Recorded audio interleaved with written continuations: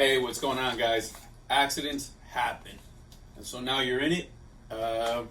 Calm down, breathe, regardless of whose fault it is. There's a process that you can take to protect yourself. So that's what we're here to talk about today. Just a few keys, a few things that you can do. And again, you guys might already know, but for those who don't, it's a good guide, I would say, in order to, capture information. So, Mike, get us started. Right, so pretty much get that phone going. First of all, breathe, make sure everything is safe. There is no, you're not in danger or anything like that. We're mostly going to talk about the pictures, taking pictures, collecting data, and building the defensive case. That's pretty much where we are. Yeah, and so jumping on that, it's stay calm, guys, because when this is happening, when you're going through this is not the time to prove that it's not your fault. This is the time to get as much info as you can that will help serve you later on to help prove that point, right? Because if you're in that mindset of just, it's not my fault, you're going to forget a lot of the details that are going to matter when things are about to come around. So like you said, get that phone going.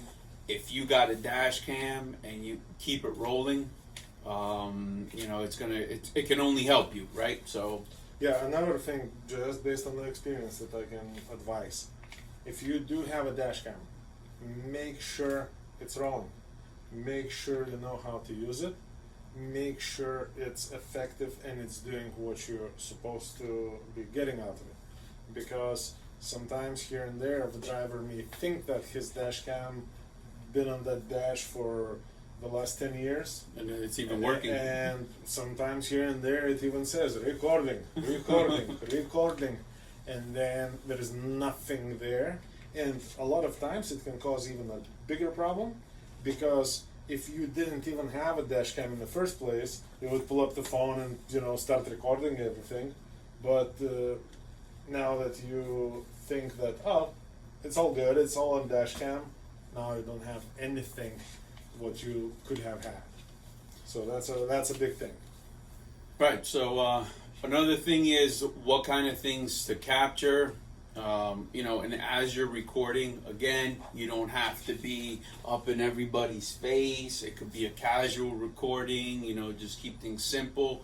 You don't want to create more stress to it. Absolutely. Things and again, stress is the biggest thing, because even yesterday we did some B-roll for this video, and we were recording some scenes, and I actually had some scenes that I thought I recorded, and I didn't.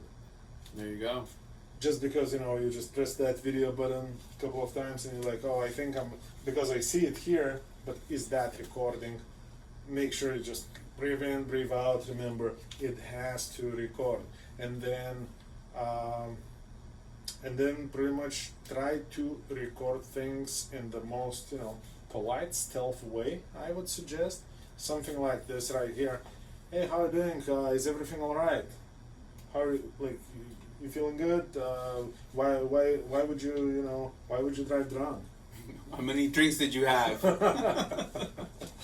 before you decided to hit me? Yes, and all of that can stay there, because a lot of times, the let's say there is an accident with somebody, and again, nobody says who's at fault, who's at not.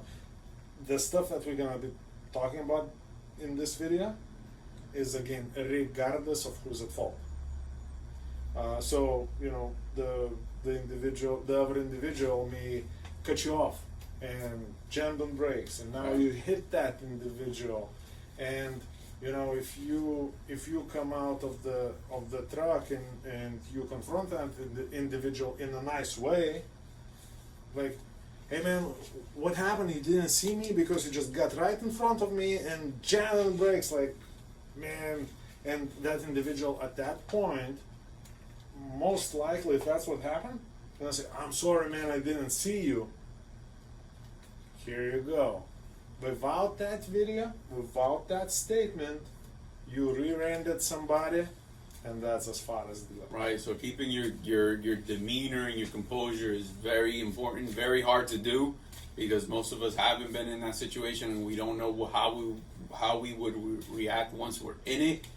But I mean, we even got some footage there. You know, Mike was as nice as can be asking information, but if from afar, man, looked like he was gonna kill somebody. I almost made him to delete it all. Yeah, so you can come off hostile. So that's what we're saying. You know, that's when we say by stealth mode. You want to keep that composure, stay in control of yourself, which is really the only thing you can control at the moment. And so then we move on to capturing, let's say, damages, non-damages. Why is non-damages important if I didn't really damage, Yes. you know, left side of his car? So pretty much pictures. Again, videos. And remember, the video can be like this, and then nobody can see what the hell is going on there. The Blair Witch Make Project. sure you take your time, you take it nice and easy, you film as much as you can. Never focus just on that little damage. Always make sure whatever data you collect, the videos, the pictures, and everything else, you want to make sure that based on the material that you're gonna make, a third party person would be able to build in their head a very, very clear idea about what was around the accident. Was it on the road? Was it on a parking lot? Was it off-road? Was there any other cars involved? Was there any witnesses? So when you're filming or taking pictures, and again, don't get just locked into filming, because filming a lot of times, that's one button push and you may be walking there for 2 hours and you didn't record anything. Again, because of the stress level. Pictures, also a good thing. But when you take pictures, one of the most common things that they see, the individual will take a picture of just the damage, just what happened, the bare minimum. The biggest challenge with that, a lot of times from just that, you can't really see, because let me give you an example. If the bumper is all crashed and scratched up, it doesn't matter for anybody who is looking into this case. It's not important how many scratches and these little details. The bumper is the bumper. The bigger deal is where the bumper comparing to other vehicles, other people and situation. So take the pictures from further away that would show what's going on. Take the pictures along the vehicle towards the back, along the vehicle towards the front. Right, because that can help prove, because you took that picture from back here, it can show he made that illegal turn, and that's why the right of his bumper got hit. Absolutely, because if you just take it right there, nobody can say what happened. Nobody knows what happens. It's he said, she said, and at the end of the day, a lot of times you run out there on the road, and I don't subscribe to it 100%, but I would say it's kind of real that if you get in a little fender bender somewhere in no man's land, Alaska, and the local cop comes in to do the report, the chances are that he's gonna be a little bit more biased towards you than the individual in the car.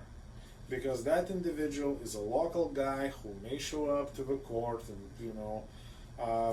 continue on with that case, and you as a truck driver, you're probably going to be out of that county or even state in the next couple hours and never to come back. Right.